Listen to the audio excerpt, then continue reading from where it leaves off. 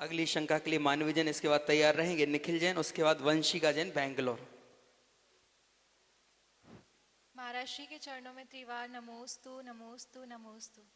महाराज श्री, मेरी शंका यह है कि आपकी पुरानी पिछिका प्राप्त करने का सौभाग्य केवल दंपतियों को ही प्राप्त होता है। क्या हम जैसी अविवाहित श्राविकाएं कुछ संयम ग्रहण करके पिछिका प्राप्त नहीं कर सकते क्या? बहुत अच्छा प्रश्न है, जिज्ञासा का समाधान कीजिए। ऐसी कोई बात नहीं है, ऐसा आगम में कोई विधान नहीं है, कोई उल्लेख नहीं है किसको देना किसको नहीं देना।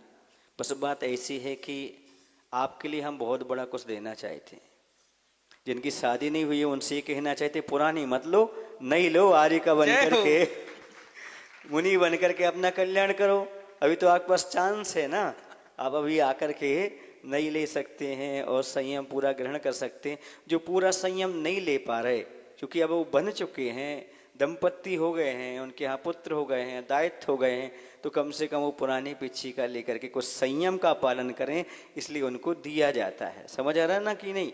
ऐसा नहीं है, संघ में ऐसा होता है कि ब्रह्मचारिणी बहनों को भी दे देते हैं, उनके घर पर हो जाती, सब कुछ होता है, ऐसा कोई नियम नहीं है। लेकिन ये तो सारा का सारा जो उपक्रम चलता है ये संयम में बांधने की प्रक्रिया है।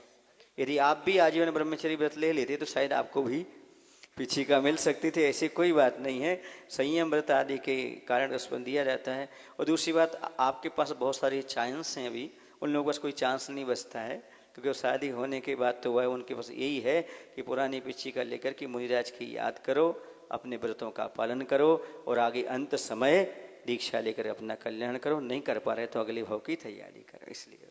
नमोस्तु महाराज श्री। अगली शंका